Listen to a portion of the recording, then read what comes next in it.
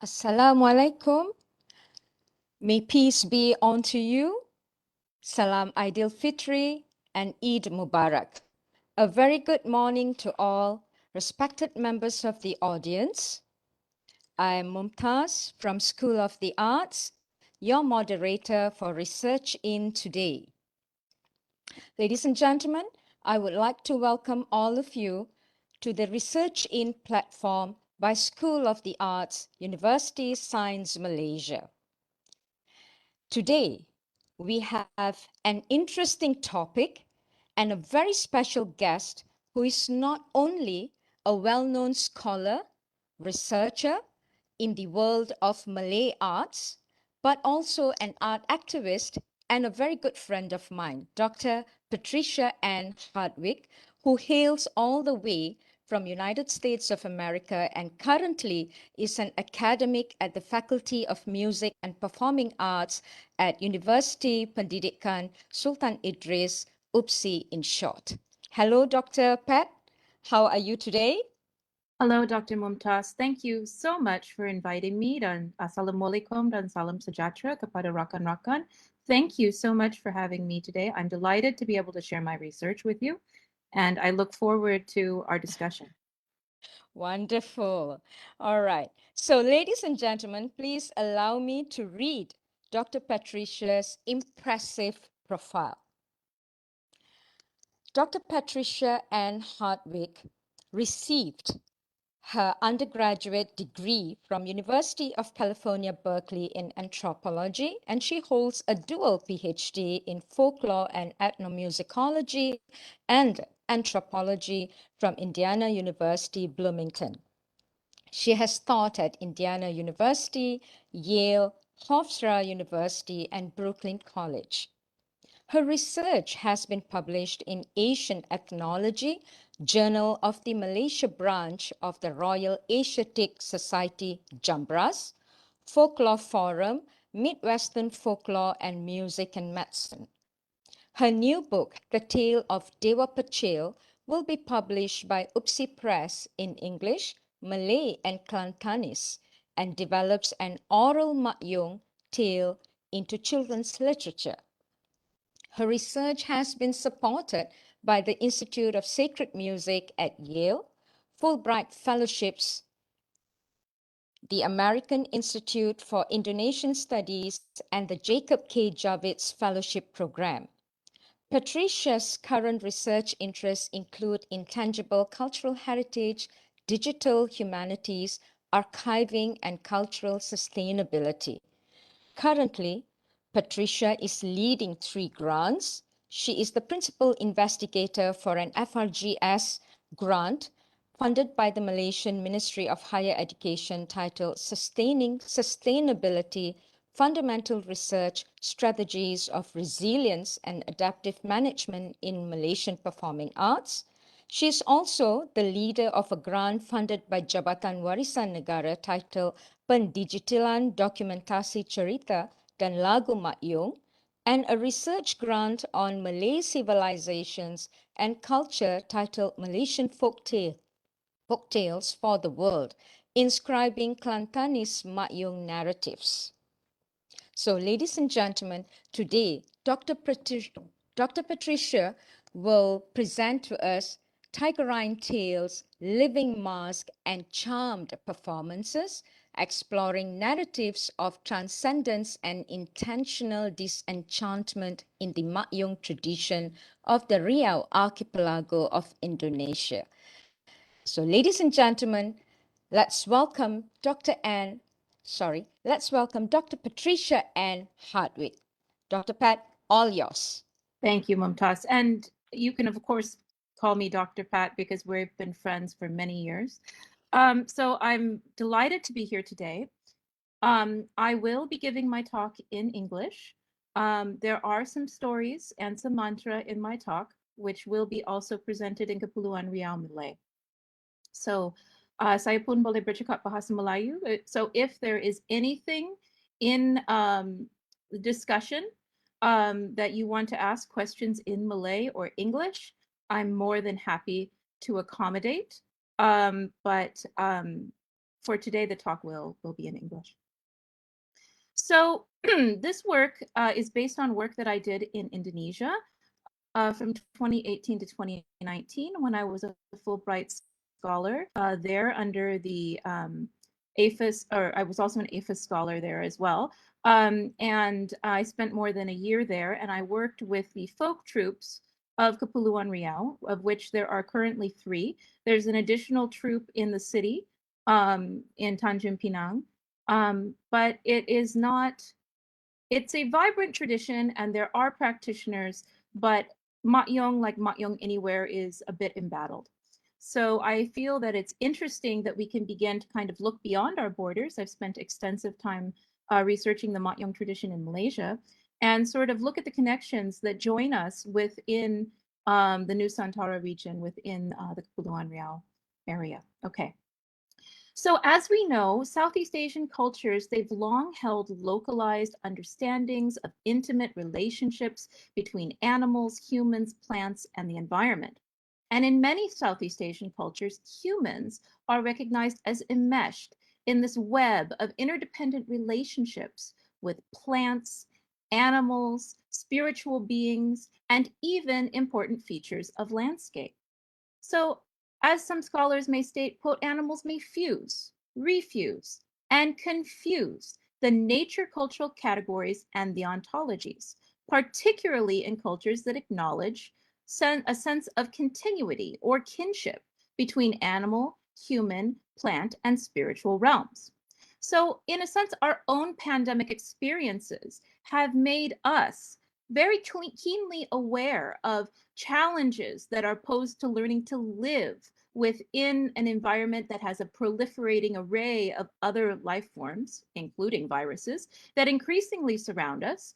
And we need to kind of work to developing precise ways to analyze how we as humans are both distinct from and yet continuous with that which lies beyond us. And I think that this is both a crucial and timely topic.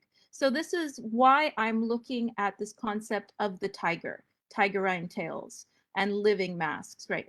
It's something that a thread that kind of links the tradition with Kelantan, where you have also the tiger as very important, but it also links us with this concept of continuity with our environment that I think traditional cultures within Southeast Asia, particularly Malay and Orang Asli and Orang Asal cultures, they have a very deep intuitive sense of this. And I think that in our post-colonial Malaysia, we're increasingly losing the forest, increasingly losing the sense of connection with that which surrounds us. So sometimes it's good to kind of delve into the traditional arts and be reminded of how others in our ancestors perhaps, or our local cultures may have related with these concepts. Okay, so that's a little background for the paper.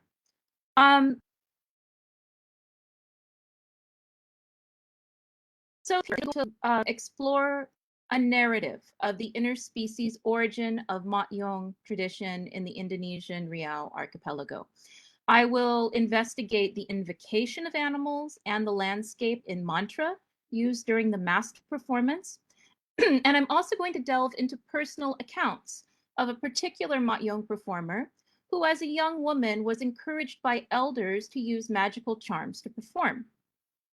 I will also examine why she subsequently decided to eschew enchanting her performance practice, and why she chose instead to rely now more on Islamic prayer and her own acting abilities when performing Mak Yong in Kepulauan Riau. So Mak Yong dance drama was once performed for entertainment as well as healing ceremonies by itinerant troupes that traveled throughout northern Malaysian states of Kelantan, Terengganu, Perlis, Kedah, and through the southern Thai provinces of Yala, Narathiwat, and Pattani. Mak Yong performers in the Riau Archipelago describe an exodus of their ancestors from Pattani to the Riau Islands in the late 18th century. The geographic and political isolation of the Riau Archipelago Mak Yong practitioners, from performers on the east coast of Malaysia and the southern Thailand led to the development of unique regional variants of Mak Yong performance in instrumentation, acting styles, and tales. So in Indonesian's Riau Archipelago, which we now call Kepulauan Riau Province or Capri, Mak Yong performers in the village of Kijang Keke on Bintan Island and on nearby Mantangerang trace their ancestral and performance lineage to Pattani in present-day southern Thailand. According to Tengku Muhammad Sattar, the leader of Sanggar Seni Theater Mak Yong Warisan, Mak Yong Heritage and Theatrical Arts Troupe, which is located in Kijang Keke on Bintan, his maternal ancestors were Pattani performers who passed through Kelantan and Temaset, which is now present-day Singapore, before settling on the island of Mantangerang. Although the date of departure of his maternal ancestors from Pattani is rather vague, Pat Sattar estimates that they may have actually left Pattani as early as the 1780s. So according to the historian Francis R. Bradley, the defeat and the destruction of the Pattani Sultanate by Siam took place over the course of 5 wars. These wars occurred from 1785 to 1786, 1789 to 1791, 1830 to 1838. So Bradley argues that Siam employed 4 main tactics to subdue the polity of Pattani, including massacres, slave raidings, environmental warfare, and the expulsion of refugees. Quote, the Pattani people who escaped death or capture in 1786 fled by the tens of thousands into the neighboring polities of Kedah, Kelantan, Perak, and Terengganu. And I would argue, perhaps even Kepulauan Riau. This is what the oral history tells us. So it may be impossible to ascertain if Pat Sattar's maternal ancestors were Pattani War refugees, but the estimated time frame of departure from Pattani and the stories of a period of sojourn in Kelantan before migrating to Temaset and the Riau Islands suggest that the political unrest in Pattani in the late 18th and early 19th centuries could have provided the push factor for the immigration of citizens to the Riau Archipelago from the former Pattani Sultanate. The late Patgani, who is here pictured with a mask, was a Mak Yong performer from Mantangerang. He actually told an alternative narrative regarding the history of Mak Yong in the Riau Archipelago at his home on Mantangerang Island on March 11th, 2019, and he told the story to me. So we're talking about stories and narratives because we're talking about oral history. So there's never just one side to oral history. There's multiple sides. So now we're going to hear from Patgani, and I'm actually going to tell you the story as I have translated it into English, but should you want to read along in Malay, I have put his original words below in Kepulauan Riau Malay. What I know, I learned from my own grandfather. At that time, he told a story of a person named Solat, who was a trader.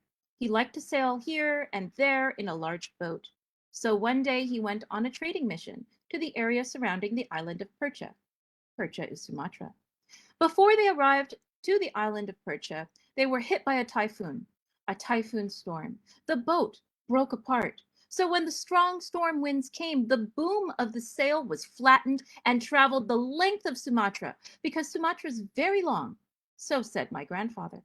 After the boat had run its course, it broke apart. He was stranded in a place named Pusat Tasik Paljangi Tempat Air Lengkun Tanah. That is where he was stranded when his boat broke apart. There he was stranded. He broke away from that boat. He was under it like that, a brown cloth, under a twisted calico cloth. He took 2 nails and a hammer. At this place, there was a pau tree. Apparently, at that place, it appears that there are ships all around, and very old, like a reef that rises up. But the largest exposed reef is covered by a pau tree. Every day to that pau tree descended the largest Garuda from the blue skies, and it perched there It ate that pao fruit. After the Garuda ate the pao fruit, it would fly to the fields and into the middle of the forest to search for its victims. So after he was stranded, Solat was aware and used his reason, because that place was far away and there were no people and there wasn't even any water surrounding him. So he had the thought to use a cloth to cling to the Garuda to save himself from that place. And when the Garuda was eating of that tree, he tied the cloth to carry him to each of the Garuda's legs, here and there, and he entered into the middle. And after that, he clung there. The Garuda descended to an open field to eat. At that time, he also descended and he began to walk wherever his feet would take him. He came to a cave. That cave was a tiger cave. When he arrived, the king of the tigers asked him, "Where are you from?" To this he answered, "I'm a person who is lost. When I left my home, I was a trader. I brought things to trade. My boat was wrecked in a storm." He spoke like this. "You," he said, "if it is like this, then now where are you planning to hide yourself? Because my people are still roaming in the forest. Later this evening they will gather. If you do not have a place to hide, later they will eat you." So it was forced. "Well, what's the best way for me to be protected?" "Okay," said the king of the tigers, "it's better if you hide yourself in a large cooking pot like this." So that day passed like that, and there was the sound of tigers. Wham, wham. They want to come back, right? Pat Solat went under the cooking pan, and apparently that night they held a big festival with many types of dances. And from there, this Pat Solat got all the dances. Pencak silat, dangkung, many types of dances and many types of performances, because he spied on them. Yes, because he watched them. All the tigers performed. So when it was morning, he asked, "Why did you hold the festival?" "Well, certainly, it is like that. Every night we hold it." So after that, he said, "May I excuse myself to find a place to return to my home? I want to go to the end of Sumatra, the very end." So he went to the very end, near the sea, and from there he saw a sailing ship, a sailor. When he was near, he called to the sailor. It seemed that the sailor was from Malaysia. Malaysia's in the east, lah. So there he was able to follow him back to his home. When he returned, he remembered all the dances like Zapin, Mak Yong, many forms of Dangkung, Pencak Silat, and many others. And when he was in Thailand, Terengganu, Kelantan, he demonstrated and taught everything. And after that, the art grew. Maybe when he demonstrated to the people that had never seen it, from Thailand to Kelantan, Kelantan to Tumpat. So after that, they brought it here to Kepulauan Riau. So Patgani sort of paints this incredible tale of Capri Mak Yong origins, and it echoes motifs of the legend of the Paljangi tree. The Paljangi, or the coco de mer, is also known as a sea coconut. It's the largest palm in the world, and it can reach more than 30 meters in height and is endemic to the Seychelles archipelago in the Indian Ocean. So variants of the Malay legend of the Paljangi can be found in British anthropological texts, including William Walter Skeat's Malay Magic and Wilkinson's Malay English Dictionary. But tales of the underwater forests of the sea coconut trees guarded by Garudas drifted with Indian Ocean tides back to the 16th and 17th century Europe, and also the Maldives, where the sea coconuts were highly valued. Sea coconuts were found in the sea or on the shores, and they no longer had husks, so they resembled the voluptuous hips and the buttocks of a woman. So sea coconuts were prized in the Maldives and by Europeans of the 16th and 17th century for their supposed healing and magical properties. Indeed, even the Holy Roman Emperor Rudolph II, who passed in 1612, is reported to have purchased a sea coconut for 4,000 golden florins. In 1769, Jean Duchesne sailed to Praslin, the second largest island of the Seychelles, where he found an abundance of sea coconut trees. And this dampened the world market for the legendary fruit. But in Malay narratives of the navel of the sea, this continued to be said to drain the waters of the world, with the Paljangi tree at its center, serving as a submerged axis mundi that links the underwater world to the human realm and the airy heavens. And this indeed is where Solat ended up, is at the base of the Paljangi tree. Malay variants of the Paljangi legend describe a whirlpool in the middle of the sea, sometimes referred to as the navel of the world, in which grows the Paljangi tree. At the base of the Paljangi tree sits a giant crab who controls the ebbing and the flowing of the tides.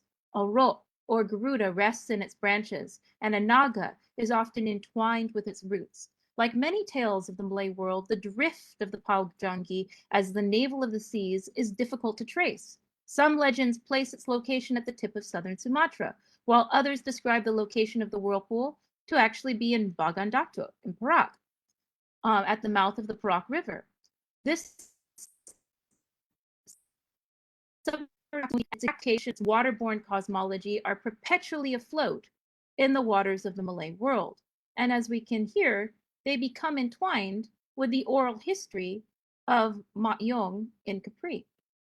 So Patgani's tale links the cosmology of the navel of the seas to a Capri Mak Yong origin tale that claims that the Mak Yong arts of Mak Yong, Pencak Silat, and Dangkung in Pattani, Terengganu, Kelantan, and finally Capri originated from Solat's mimesis, his imitation of the furtively observed performances of Sumatran tigers during their festivals, as he's hiding in the cooking pot. Solat's study of Mak Yong amongst Sumatran tigers is a legend of interspecies exchange between human and animal worlds that gives birth to art forms that spread from Sumatra to southern Thailand, the east coast of the Malay Peninsula, and finally, the Riau Archipelago. So tales of humans learning performing arts from tigers in Sumatra is not exclusive to the Capri Mak Yong tradition. Indeed, Margaret Kurtomi documented tiger capturing songs of the people of the Minangkabau highlands, noting that many continue to maintain that the king of the tigers is the patron of Pencak Silat. Barindet reports that the Suku Mamat people who live in the forests of Rengat in Riau also invoke tiger spirits during martial arts lessons. Tiger characters and were-tigers continue to be important aspects of Capri Mak Yong performance, as well as Kelantanese Mak Yong and Main-Tri. In addition to highlighting the watery cosmology of the Pokok Paljangi and narrating exchanges between Solat and Sumatran tigers that he claims inspired Mak Yong, Patgani's origin story further underscores linkages between Pattani, the Riau Archipelago, and Sumatran Mak Yong traditions, and exemplifies how myth and historicity, ontology, and international commerce continue to intertwine in the oral histories told about the origins and the transmission of Mak Yong, Pencak Silat, and Joget Dangkung in maritime Southeast Asia. Kepulauan Riau Mak Yong performers use changi, or metal fingernail extensions, and wooden or papier-mâché masks during their performances. During my field work in 2018 to 2019, I documented 16 different masks from different troupes. These are the masks of Pak Satar's family. Some of them are original and some of them are papier-mâché, right? We have some that are actually out of wood, and then the Batak Putih mask and the Kijang mask there is actually papier-mâché. Each troupe should be noted that they have their own different masks and their own different varieties of masking. But we look back at these masks, several of their striking resemblances to early 19th century Mak Yong masks pictured in ski that were documented in the Malay Peninsula, even though the Mak Yong tradition in Malaysia currently does not mask. So two of the most important masks in the Kepulauan Riau tradition, and the two that are donned on stage during performance in full sight of an audience, are those of the royal servants, Awang Pengasu, who's the red mask, and Inang Pengasu, which is the white mask. Pak Satar's family owns many wooden masks, but possession of these objects of spiritual power and their storied abilities to transform Mak Yong performers in performance led to difficulties in the past between himself and his younger brother, Pak Motar, who had actually recently passed away. Pak Motar, at the time that I did research, was in possession of the family heritage masks, but he at that time kept them wrapped up in plastic under a bed and only brought them out on occasion for performance. And this was problematic for Pak Satar because he felt that these wooden masks were invested and they were heritage objects and they should be hung up high in a place of honor and respected with ritual offerings. So Pat Satar didn't want to fight his brother over masks for control of the harta benda of his family. So instead, he decided that he would continue a tradition passed to him by his father, which is to make paper mache replicas that are molded with newspaper and egg yolks around a clay base to be used in his performances. So Pat Satar's paper mache masks are not wooden, they're not ancestral, and they're not necessarily invested. But the belief in the transcendent power of mass performance is so strong that one of Pat Satar's students claims to have felt the spirit of Awang Pengasu and its character take his place while he was wearing a paper mache mask during what he felt was a particularly good performance that I recorded. So mantra are a part of the masking tradition in Capri Mak Yong. And we can see here one mantra. We're going to look at two. We're going to look at the mantra for Awang Pengasu and the mantra for Inang Pengasu masks. So you note that the language of the mask mantra, they invoke powerful spiritual animals like the fierce mother tiger, the white elephant. Both mantra end in a call of sangamat with a grrr, which imitates a bird sound.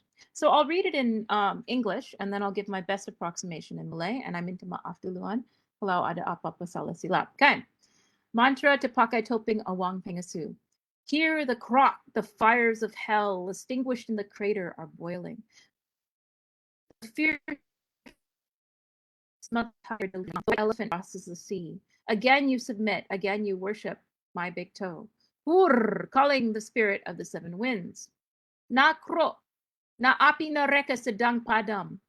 Kawa sedang mendidih. Rimau garang beranak muda. Gajah putih neberang laut. Lagi engkau tunduk, lagi engkau menyembah ibu kaki aku. Sangamat penjuru tujuh angin. Okay, so that's one of the mantra that you would actually say as you are putting the mask on to sort of wear the mask. Okay, so then the second mantra that we have here, this is the mantra to wear the mask of the Anang Pengasu. Whipping the water ajar, it trembles. I wear saludang kache chabe. I am like a mountain. I use a charm to make others submit. It is not I who unlocks Allah, who I, the spirit of the seven capes, that I exclaim. Okay, so ini untuk pakai topeng inang. Cebu air saya yung gayung, aku pakai seludang kace cabe. Aku macam gunung, aku pakai penyunuk raja, bukan aku yang buka kunci Allah, yang sangamat tujuh tanjung yang berseru. Okay, so what does it look like when somebody is actually wearing a mask? I've been informed that the audio on this might be a little bit low in terms of singing, so I'm going to turn it down a little bit just to give you the sense of the irama, right? But I want to give you an idea of what it looks like when we put on a mask. Because these masks, whether they be made of paper mache, wood, fiberglass, they continue to be an important part of the Capri Mak Yong tradition. Mantras that invoke the fierce mother tiger, the white elephant, and the prominent features of the landscape end with bird-like calls of sangamat. Old masks are thought to be invested with the spirit of characters or Mak Yong ancestors, and the Capri opening ritual of Bukatana actually includes a ritual blessing and censing of the masks with Kaminyan at the beginning of every performance. Like the origin legend told by Pattani, the Capri Mak Yong masking tradition encapsulates through performance an ontology that merges human performers, ancestral spirits, and animal attributes expressed in mantra when donning the mask. And I will play for you the masking of Awang Pengasu. This was during a performance on Mantang Orang Island with their traditional troupe. And you can see Pattani there in the blue, Baju Melayu in the background over by the gong.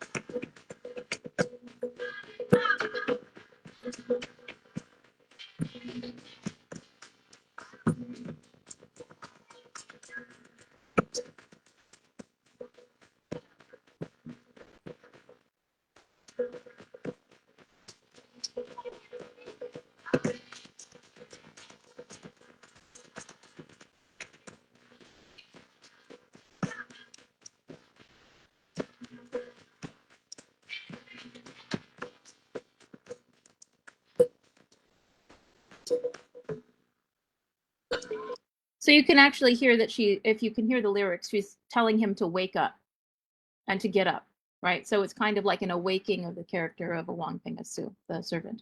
So while many elements of Capri Mak Yong performance include mysticism, it should be noted that some Capri Mak Yong performers do note that they personally feel increasingly uneasy and uncomfortable performing traditional rituals that enchant performances. I'm going to speak now about Ibu Elvi. She's a founding member of Mak Yong Muda of Tanjung Pinang, a performing arts sanggar that she runs with her husband, Syed Parman. Ibu Elvi is not a lineage performer, but she studied Mak Yong as a teenager in a sanggar in Tanjung Pinang with Pak Atan and Pak Khalid, who are two lineage performers from Mantang Arang, who were paid to teach Mak Yong to young people in Tanjung Pinang in the 1980s. Ibu Elvi explains that when she was a young woman, she went with Pak Atan and Pak Khalid to perform in Pekanbaru in Riau, in Sumatra. Pak Atan arranged her headdress, and Pak Khalid gave her a glass of water that had been blessed or enchanted through mantra or prayer. Her lineage teachers also placed a splinter of wood between her teeth. Ibu Elvi claims that these charms had a particular effect upon her. Then straight away, I could not see behind myself, nor in front. It was like that in the panggung. I put on the changi, the false fingernails. At first, I felt selfish, like my ego was huge. This is my country. Ah, this is a start. When that was all finished, I felt that there was no one better than me. I performed. I memorized it all. When it was truly over, they took everything off. They finished removing everything. I asked, did I perform this now? I remember. I was in Ibu Elvi contrasted this phenomenological experience of a charmed performance in Pekanbaru as a young woman with her experience of a government-sponsored performance as a more mature performer in 2011 in Thailand. By this time, Ibu Elvi no longer desired to use enchanted water, mantra, or charmed pieces of wood to help her perform. Her husband, Pak Syed Parman, required that she be confined to her hotel room the day before her performance in Bangkok, where she recited the Sunnah and other obligatory prayers. I didn't use prayers, the things they put in my teeth, charmed water, nothing. I was confined for one day by Pak Syed Parman, who was her husband, in the room of the hotel. I was ordered to study the whole book, the whole Quran. I was ordered to recite the Sunnah, the obligatory prayers. I could not go out. Him? I don't know. So that I would not get involved with strange things, maybe. I focused more on asking Allah because I'm a Muslim, right? I don't look anywhere for mantra or anything else because truly we are from there. I did that until the night when I performed. I knew that I had performed. I performed. All this time I never knew that I performed. It wasn't that I didn't feel the performance. It's just when I was finished, I forgot what had happened in the panggung, as if it had been someone else in my body. I did not ask for it. Okay, so when I asked Ibu Elvi if this knowledge of how to enchant Mak Yong performance was passed down to her before her teachers Pak Khalid and Pak Atan passed on, she replied very emphatically, I did not ask for it. I was scared. It's a sin. Shirik. So we can see in narratives that are told by Mak Yong performers in the Riau Archipelago that they described ancestors that fly with Garuda, and they learn Mak Yong from tigers. Tales are told that emphasize the ability of Mak Yong performance to transcend space and time, as well as the boundaries between the human, animal, and supernatural realms. Blessed wooden splinters, invested wooden masks, mantra, and enchanted water continues to be part of the performance practice of some Riau Mak Yong performers. However, for some performers, these practices are becoming mere phenomenological memory and performance lore rather than embodied practice, as performers are making personal choices not to continue with specific traditions that were designed to invite or encourage transcendence or spiritual connection beyond a carefully prescribed personal religious identity. And I think that is all I'm going to say for a formalized talk now. But I'm getting a good friend and moderator, Dr. Mumtaz, back online so that we can have a discussion.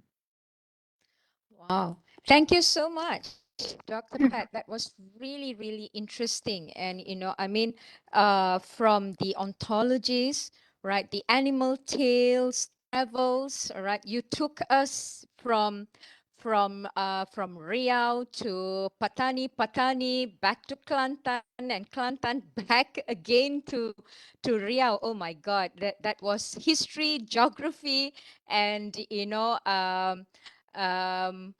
an entire tale on this enchanting Mak Yong. All right. Okay. So now, ladies and gentlemen, if you have any questions, all right, you may post them on the chat. All right. On the chat box. Okay. And well, if you just want to ask Dr. Pat here any questions, you're most welcome to do so. And I also know that there are some of you here who are quite well aware of the Mak Yong tradition. Okay, be it in Thailand or in Malaysia, Kelantan, for that matter. All right. So before any questions, can I just ask Pat? All right, because I've also been reading about Mak Yong in Riau. All right, Kepulauan Capri.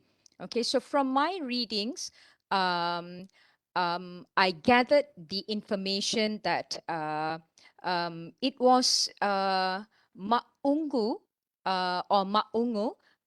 You know, it was stated that the person responsible for, you know, bringing Mak Yong from Kelantan to the Riau Islands could have been Mak Ungu. All right. Yeah. So I'm not sure about this, but probably, you know, you may want to elaborate on that Sure. a little. Sure. Right. Thank you. Sure. Happy to do so. And actually, hold on. I might share a picture. May I share a picture? Yeah, please go ahead. Okay, let me go back to one of my my screen shares there. Okay. I actually want to go back to a picture that I had of one of the earliest pictures of photographic evidence we have in Kepulauan Riau, and that would be this one. And this is Mak Yong performers in the former Riau Lingga Sultanate in Paljangi Island, and the picture was dated to 1915. It's entitled Dancers Te Penjengat. It's from the KLTIV archives, and you can see there the information if you would like to see it yourself. Now you can see there the lady in the Tanjat. There's two ladies actually in Tanjat. I spoke with Pat Satar, and he says these are my ancestors, and he noted that Mak Ungu was definitely in his direct lineage, but he was naming for me the ladies in the Tanjat as being his, I believe, grandmother and great-grandmother, and then the gentlemen in the masks, one of them is a great-grandfather of his.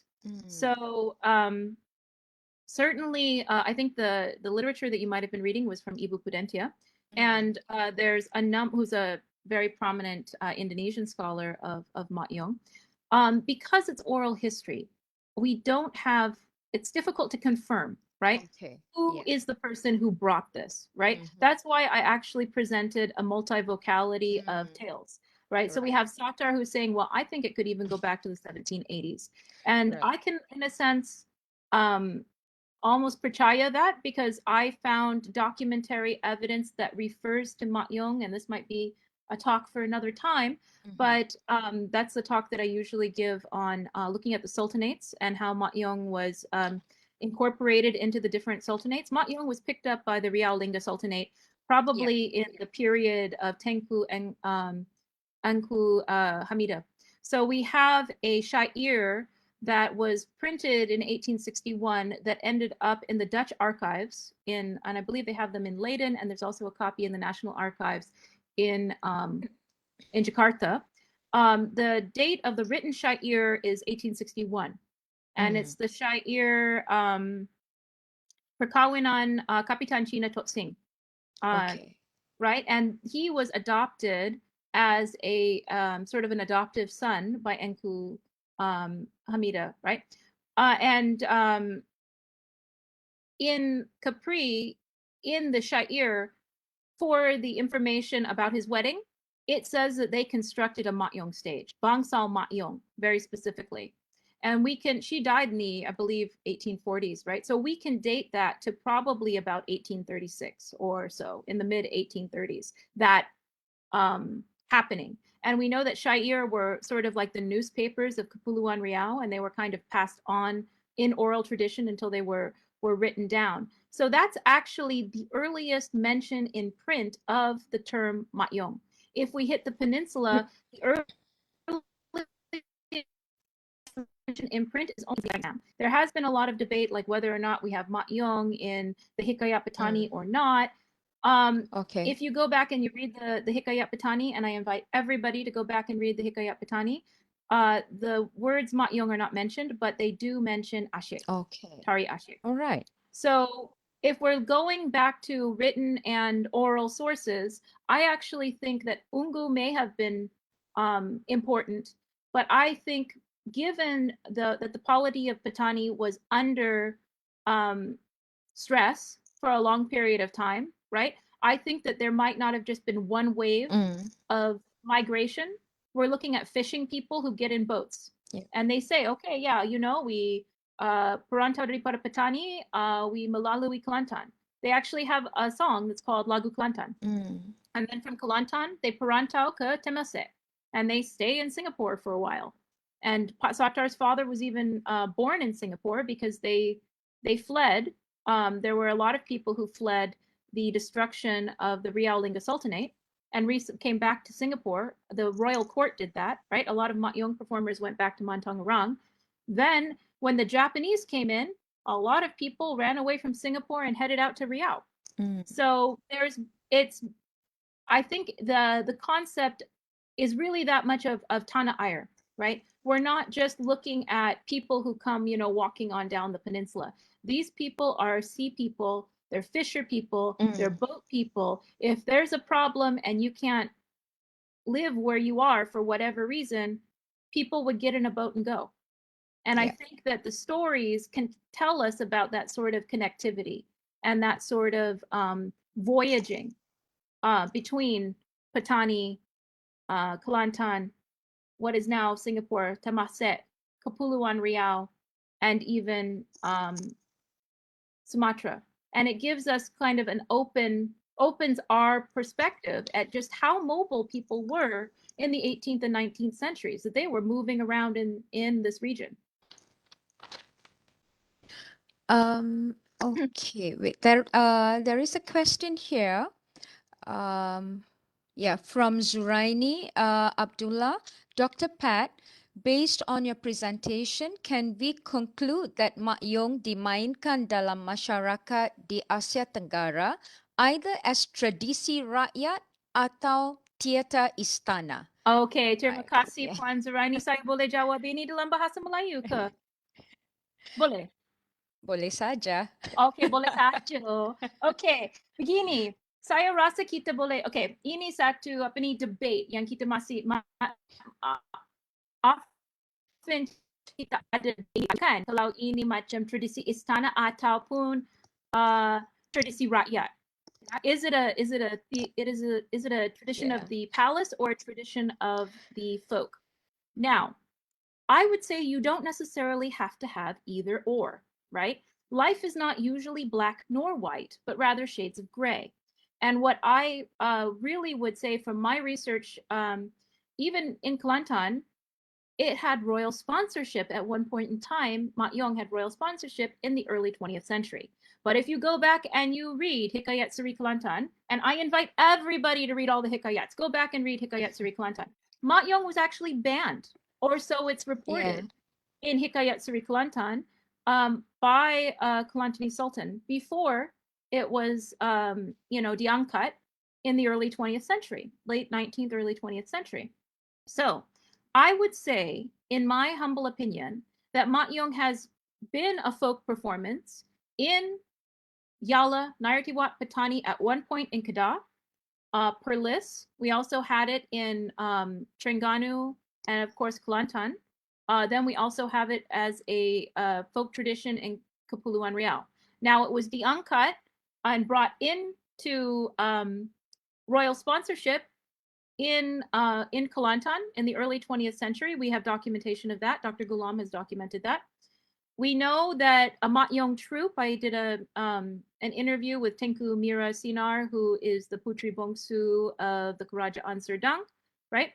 She talks about Mak Yong sailing, a Mak Yong troupe entire sailing from Kedah, but they were actually from Perlis, but they left from, they were a gift from the Sultan of Kedah.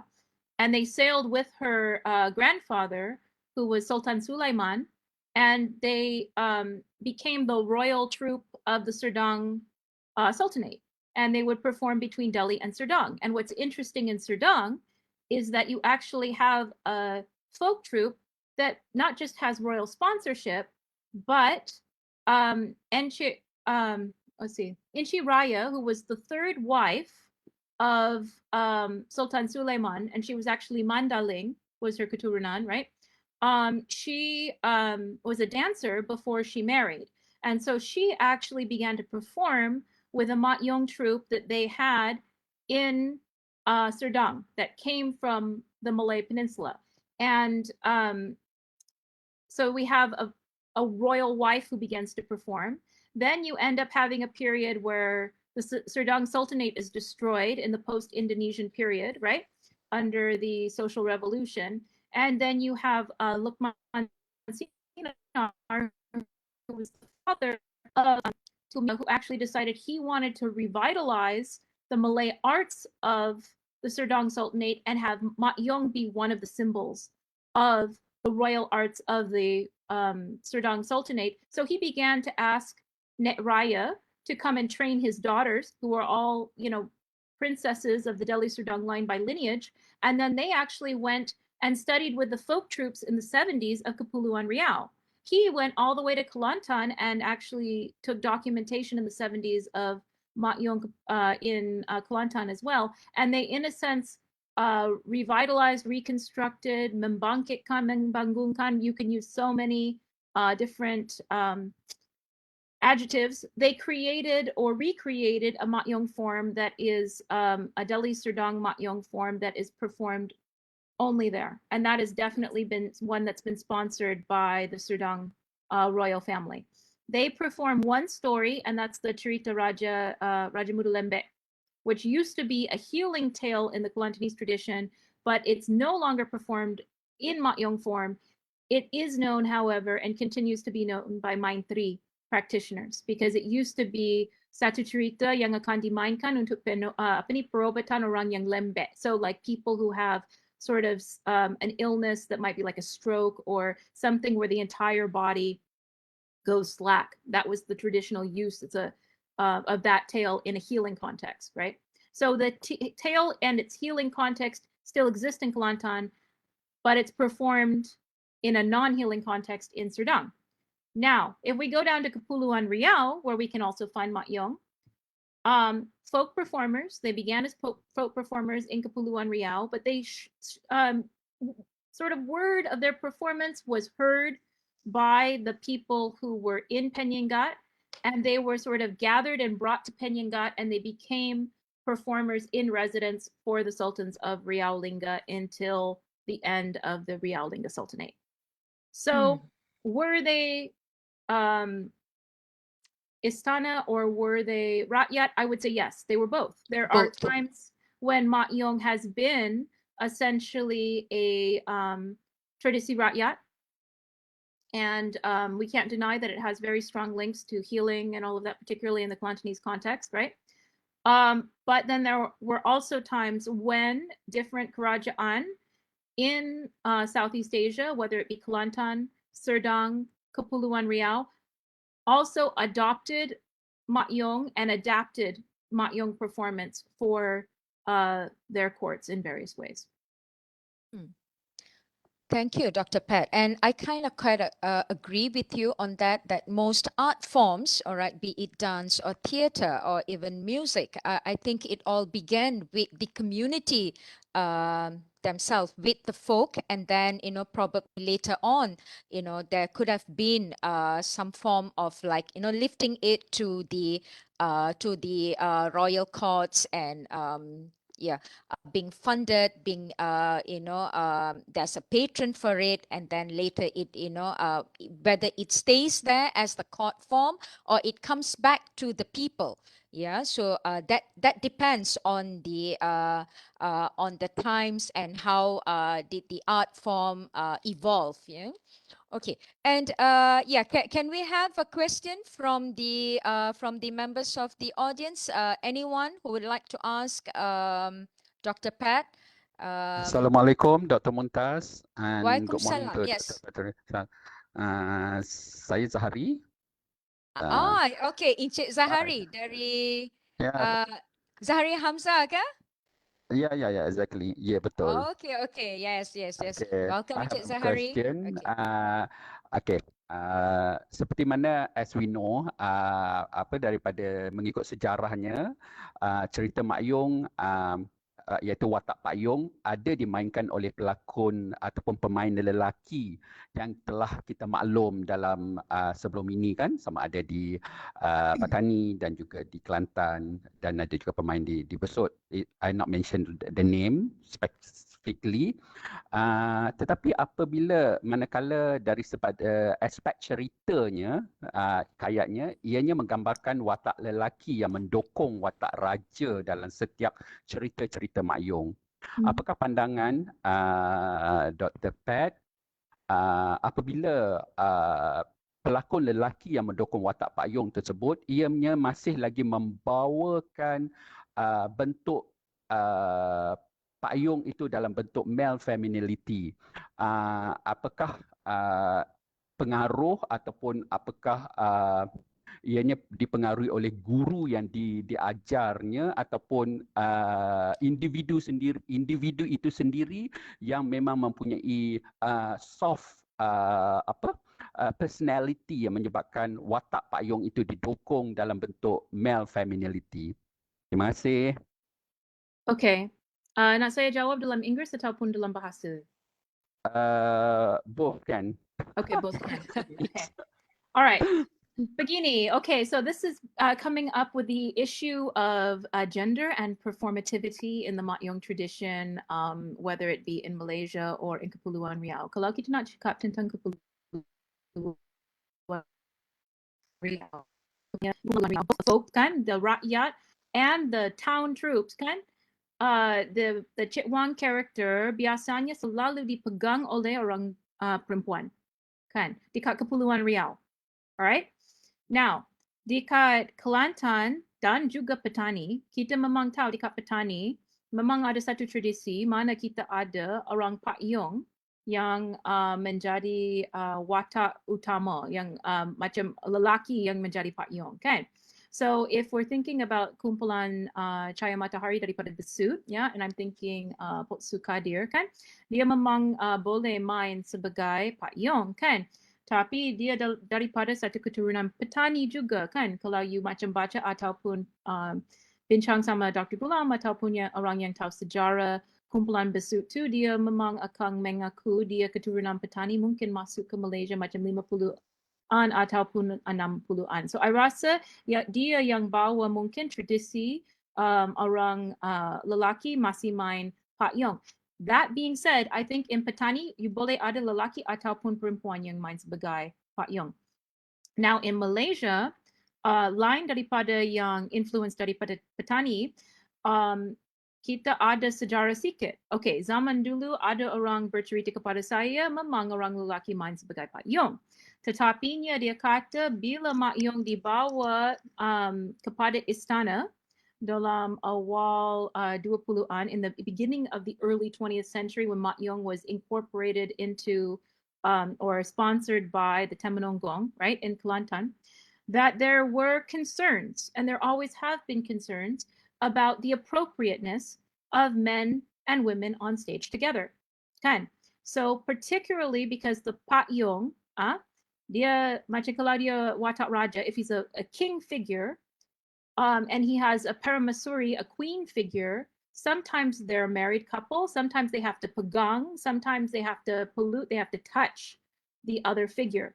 So what has been explained to me by both my teachers, and I've also had this confirmed by Dr. Ghulam and others, is that there was an encouragement to shift the main character from being performed by a male to being performed by a female, because of the issue of men not being able to touch women to whom they are not related. So the idea was that the gender of the performance of the Pak Yong switched in that period because the Paramasuri was female, the Pak Yong also was female, but playing a refined male role. Now, this is not unusual, because if you go, and we should not equate it to modern concepts of transgenderism, right? Transgender performance in Southeast Asia, actually quite common, right? And it's even in Wayang Wong in Indonesia, you used to have women performing the role of Arja, which is a halus, Arjuna, sorry. Arjuna, you would have Arjuna being performed as a female person in a male character role, right? That is something that you often see in Southeast Asian traditions. You can sometimes have women, even in Thailand, right? You have Rama, often performed by a woman playing a male role, but we should not equate that at all with modern concepts of transgenderism and the political connotations of all of that, right? Sometimes it's just endemic to the form, okay? That being said, it's also more complicated, because if we go into the falsafa badan Mak Yong Maitri, kan, dia kan kata badan kita, kalau badan Pak Yong, the Pak Yong, in a sense, can be anybody, can be male, can be female. It's like the infant in the womb. We don't know yet what it'll become. We don't know if it's male or female. It has the potential to be both. So a Pak Yong can dibawa oleh orang lelaki ataupun orang perempuan, just like a baby can be born male or female, right? That's the way it's been explained to me. I've also had people claim, if you look at the falsafa of the body of a Pak Yong, half of it might be considered more of a male side, half of it a female side. So that idea of like gender fluidity in the Pak Yong role, I really don't have an issue with it. I think that there's room for both male and female performance. I know that there has been some discussion. I think Anis has written on this, and I'm sure Mumtaz can recall the article, but he noted that when women took over the role of the Pak Yong in Kelantan, under the royal sponsorship, that the movements may have become more halus or more effeminate. So if we see the way that Potsu Kadir performs, he performs beautifully, but he has a different way of holding the body, a more of a strength in the arm and a tension. I'm sure we could do like sort of a labo notation kind of shape movement analysis of it, but just if you look at it, you can see the tension of the arms and the way he holds his hands. It's a bit different. Now, when we see what's happened and the way that dance has evolved now, where we have a form that's developing that's all male in Kelantan, I think we have a dance tradition that's pulling more on that sort of softer form of movement that may have developed over generations as a result of perhaps the raffinations that they had when they were absorbed into the Kelantanese patronage by the Kelantanese ruler. Does that make sense? Okay.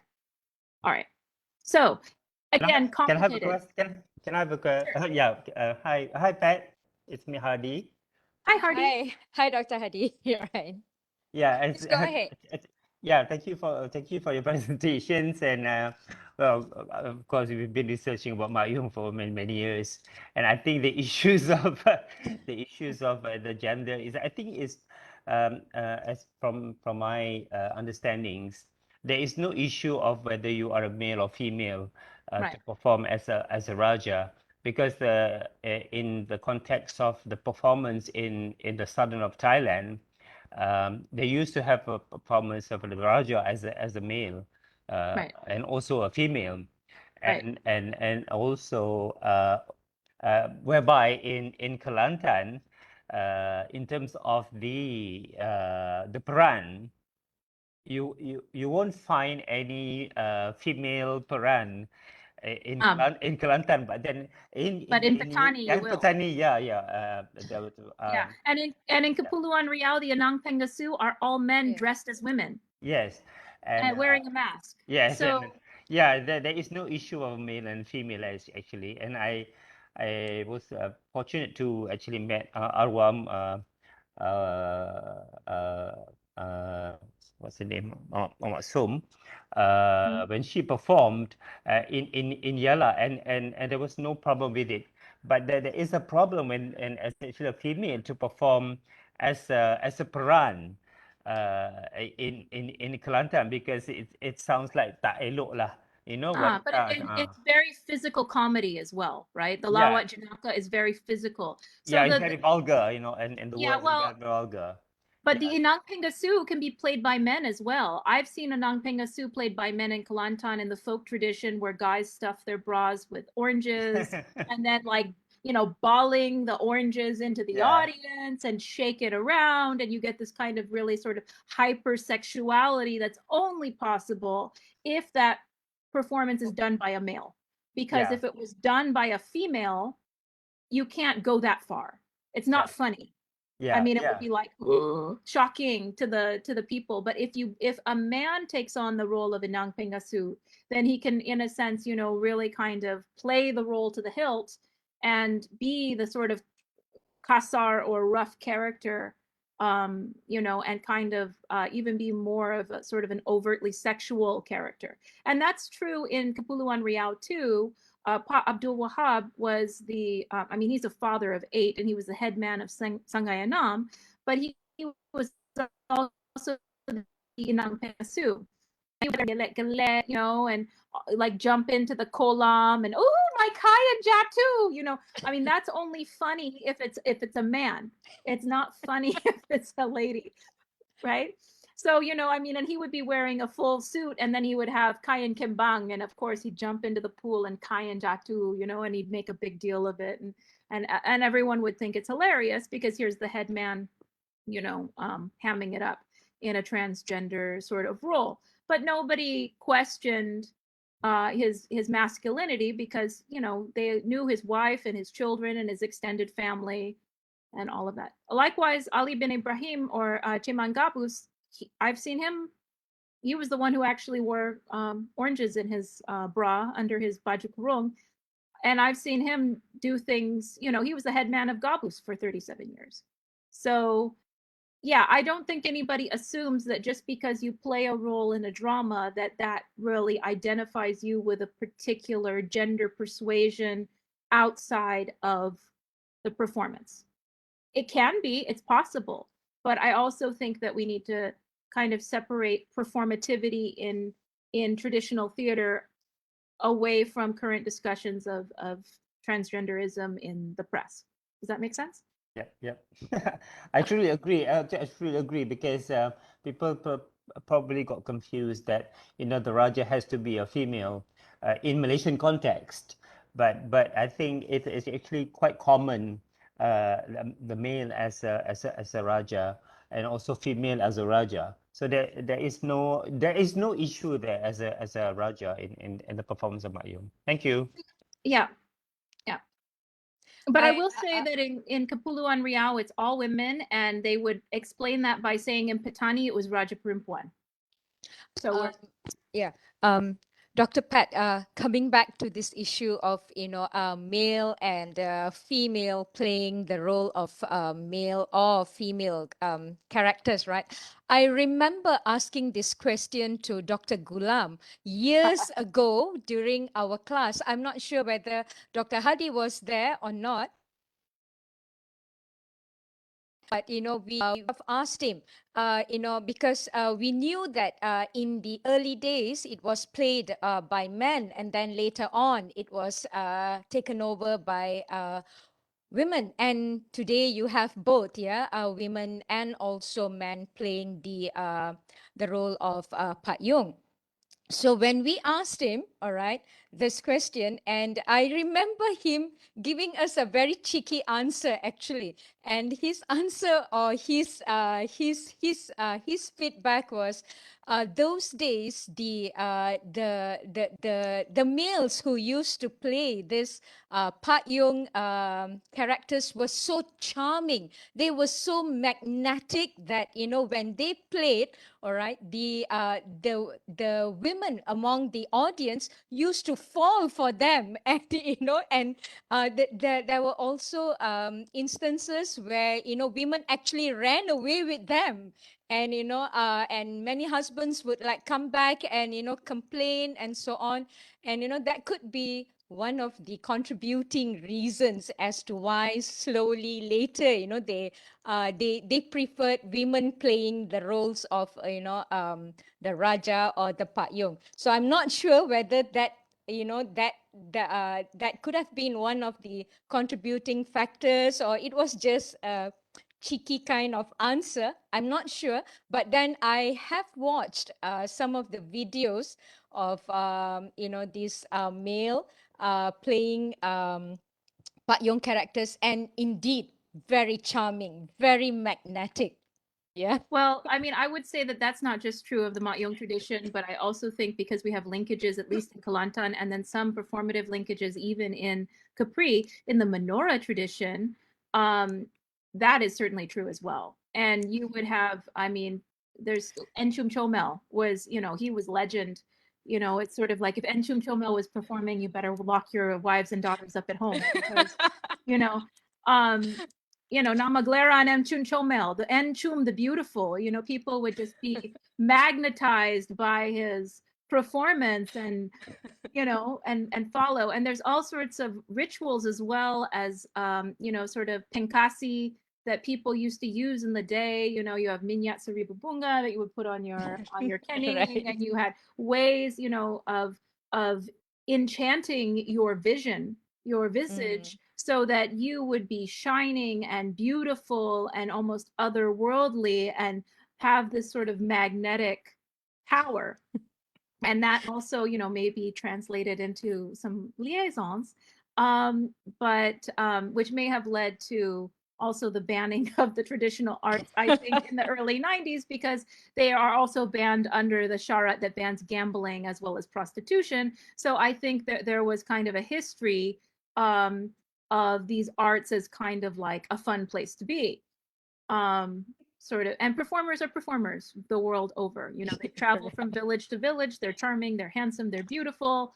If Mick Jagger came to your village in the early 70s, Rolling Stones roll on by, I'm sure you would just. So I think it's Right. our Okay. traditional Mak Yong performers like that, you know, rock stars of the kampong. Dr. Pat, we have a question here from Dr. Ruth Hertami from UNIMED, Indonesia. Izin bertanya, apakah dalam pertunjukan Mak Yong ada disertakan atau dilibatkan tari? Okay. Terima kasih. Yeah. Okay, terima kasih, Dr. Ruth. Ya, memang ada macam Mak Yong satu jenis tari drama, kan? So kalau di Malaysia ataupun Kepulauan Riau, dia bukan sejenis drama saja, tapi dia ada macam tarian, dia ada nyanyian dan dia ada lakonan yang semua sekali, kan? So memang ada tarian, beberapa jenis tarian Mak Yong, dan biasanya macam struktur Mak Yong, macam semua kawan-kawan kita tahu kan daripada kelas Dr. Gulam, kita biasanya ada 7 ataupun 6 lagu duluan yang kita dimainkan ataupun dimenari dan menyanyi sebelum kita masuk dalam pecah cerita. Before we open the story, we have 7 or 8 Mak Yong songs or dances. And that is true in terms of performance structure from Pattani to Kelantan, also to Kepulauan Riau. Instead of being the Lagu Menghadap Rebab, which is what opens it in Kelantan, in Kepulauan Riau, it's Beta Bet.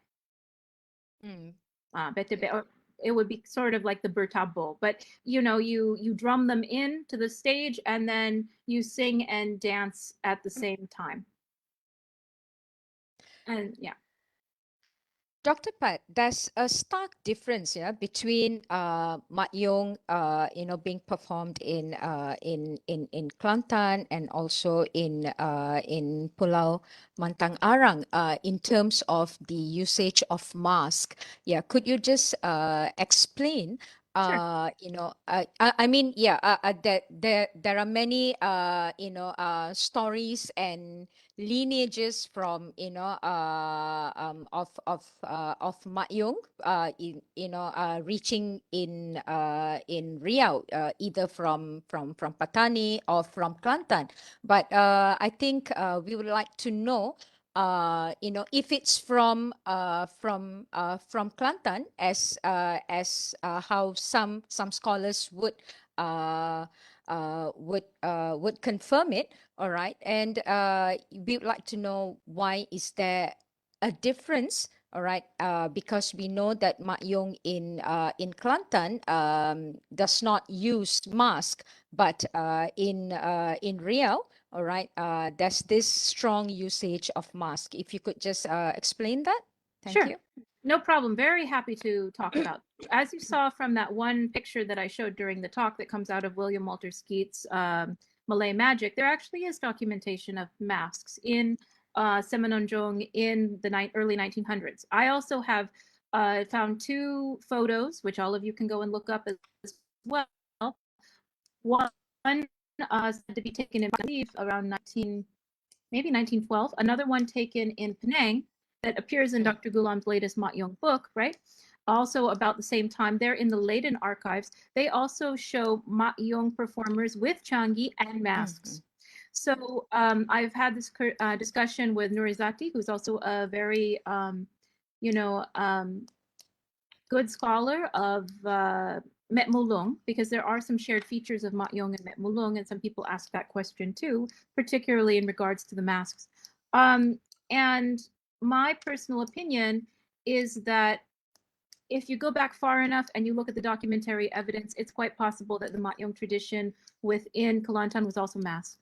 And I have talked to people who are in their 70s and 80s and who were in their 70s and 80s in the early 2000s, who also remembered mass performances. Indeed, there was even a form of almost like Wayang Wong type of mass performance that was called Joget Topeng, and it's described by Quesenaire in her Magic Dances of Kelantan in French. And there is actually even a collection of masks from Kelantan from the early 20th century that she collected, and they're wooden masks.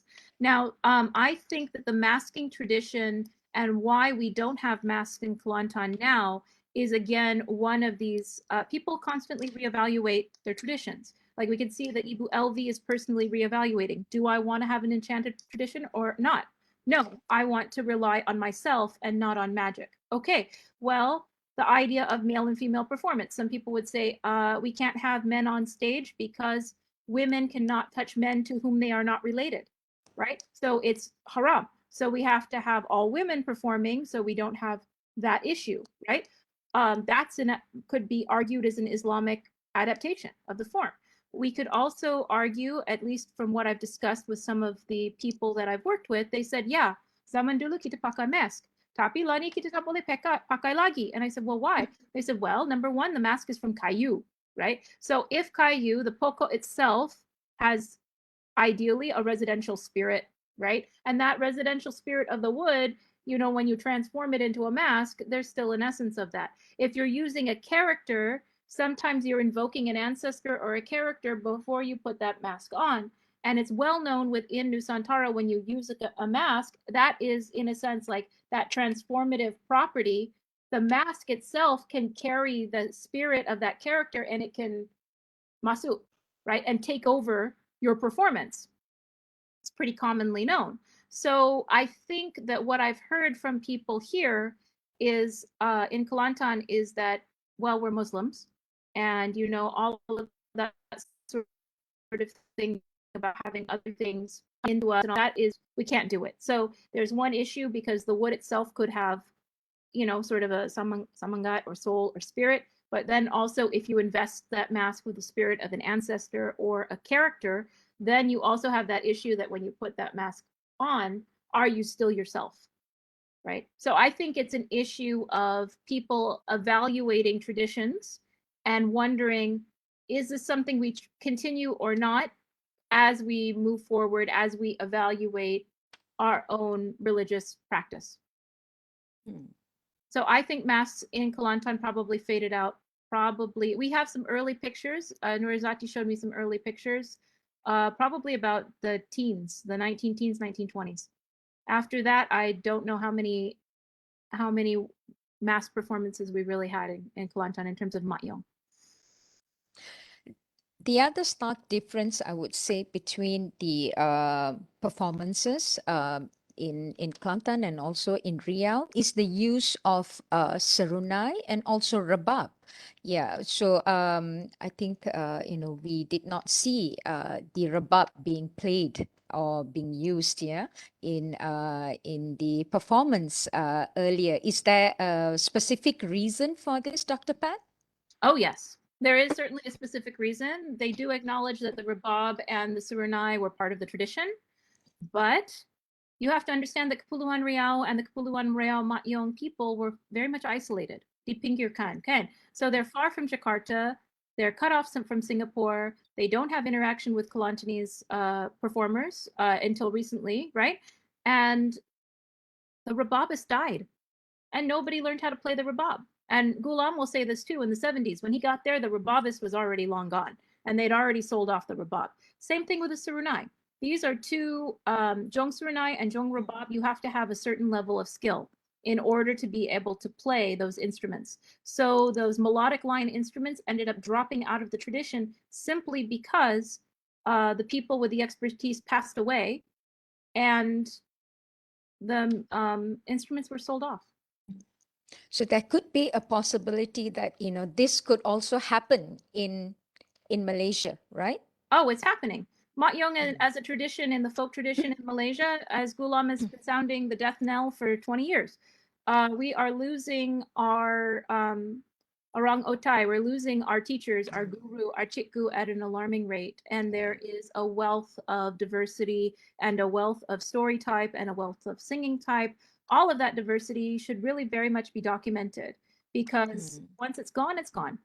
And we actually did an experiment, because the Kepulauan Riau troupe I did with the MNF grant and with the Fulbright grant was I tried to bring these two different traditions back into conversation with one another, and introduce the Capri Mak Yong practitioners to Kelantanese Mak Yong practitioners.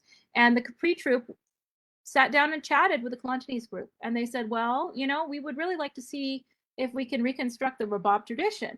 And so I arranged a workshop with Che Ahmad Bunuhan, and it was at the house of Nizam Ahmad bin Othman in Morat, and we had Wamid in there, as well as a lot of people that I brought up from Capri after we did a lecture at UMK. And it was just for Mak Yong performers. And they sat together, and because the singing tradition in the Kelantanese tradition is very much linked to the rebab tradition, you have to know how to sing to play the rebab.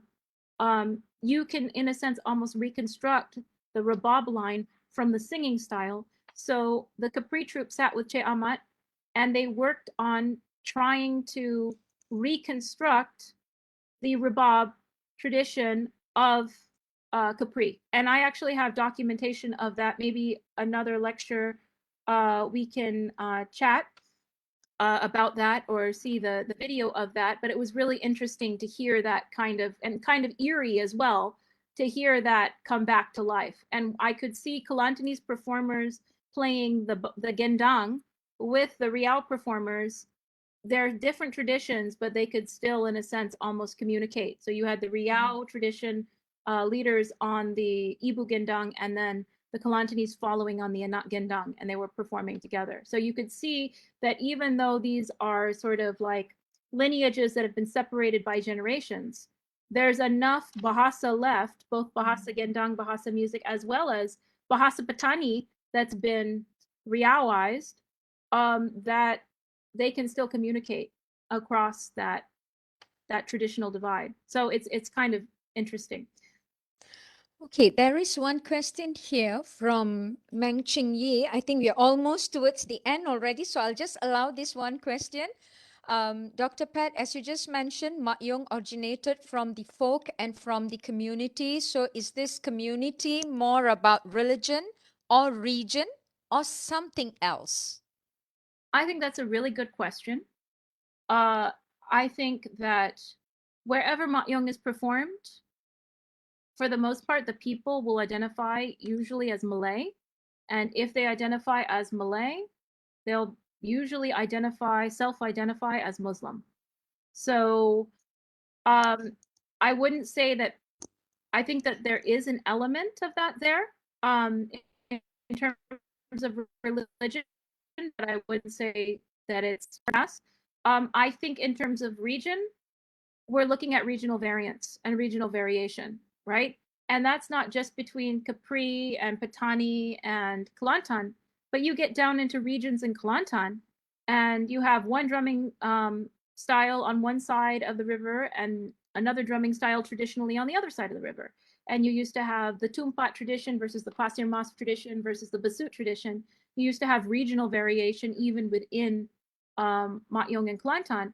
We're losing a lot of that knowledge because makan lama makan kurang. The more that people, we don't continually have practitioners actively learning the different regional variations, those people go and that variation dies out, or does not get passed on. So we're kind of losing very important data about regional variations even within the tradition as it exists in Kelantan or in Capri. In Capri, I documented 3 different regional variations. So I think we have come to the end of our forum. So ladies and gentlemen, I would like to take this opportunity to thank all of you and especially our wonderful, amazing presenter, Dr. Patricia Ann Hartwick. Thank you so much for your enlightening tales. All right, your enchanting presentation of Mak Yong in Kepulauan Riau or Capri, and we would definitely like to have you again and again on our forum. Probably, this time or next time to talk about the dance elements, the language, the music, the musical instruments, and so on. All right. So thank you so much. All right. And thank you, ladies and gentlemen, for being wonderful audience. And yeah, hope to see you again at the next ResearchIN Forum. Thank you all. Thank you so much. And for those from School of the Arts,